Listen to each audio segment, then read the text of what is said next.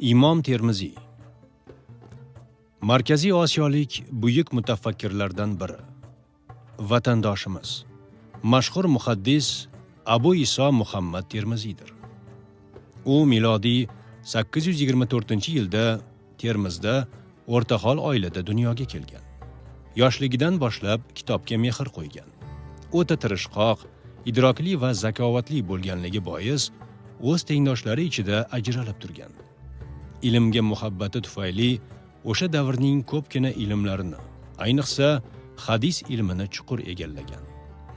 Abu Iso Termiziy yashagan davr islom tarixida ilm va ma'rifatning eng gullab yashnagan asri hisoblangan. Bu davr tarixda asru tadvin, ya'ni kitob yozish asri deb nom olgan.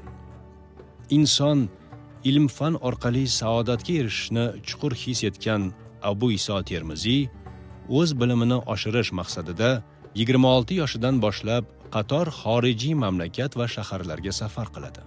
Ilmiy safarlari davomida ko'plab kishilardan hadislar eshitadi. Uzoq yillar davom etgan safarlari chog'ida u nafaqat hadis ilmini, balki qiroat, fiqh va tarix kabi fan sohalarini ham mukammal o'rgangan. Termiziy ilm egallashda va uni yanada mustahkamlashda Imom Buxoriy, Imom Dorimiy, Imom Muslim, Abu Dovud va boshqa o'z davrining taniqli olimlaridan tahsil olib, ular bilan hamkorlik qilgan.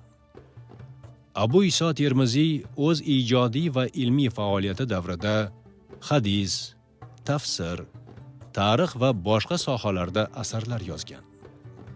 Jumladan sahih hadislar to'plami, payg'ambarga xos siyrat va fazilatlar haqida kitob, tafsir kitobi, tarix kitobi, zuhd kitobi haqida asarlar shular jumlasiga kiradi. Asarlari orasida eng mashhuri Al-Jami as-Sahih bo'lib, payg'ambarimiz Muhammad sallallohu alayhi va sallam hadislariga doir 6 ta ishonchli to'plamdan biridir.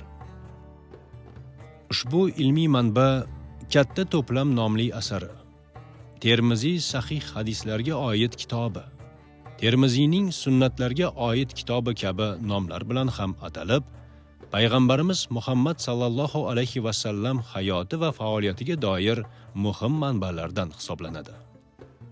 Imom Termiziyning yana bir mashhur asari Ash-Shamoil an-Nabaviyya bo'lib, asar payg'ambar alayhissalomning shaxsiy hayotlari, u zotning surat va siyratlari va odatlariga oid 408 hadisi sharifni o'zida jamlagan qimmatli manbadir.